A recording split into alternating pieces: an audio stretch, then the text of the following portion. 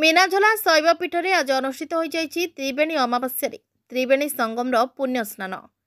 रायगड़ा जिला गुड़ारी 32 किलोमीटर दूर थिबा मीनाझला शैवपीठ में भगवान शिव मत्स्य रूप में पूजा पाती।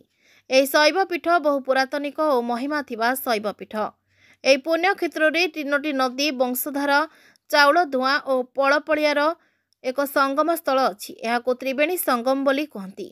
यह 3टी नदीर पानी मिसी मानकेतन भगवान पादस्पर्श करी गौरी कुंडी रे पानी पड़ी थाए।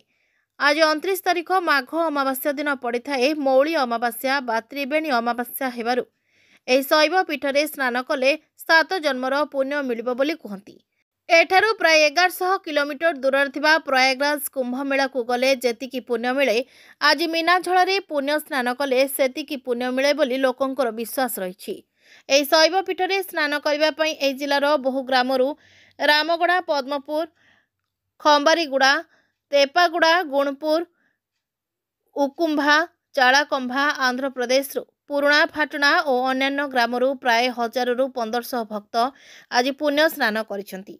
अधिकांश लोक एही स्नान पई जानि नाहंती।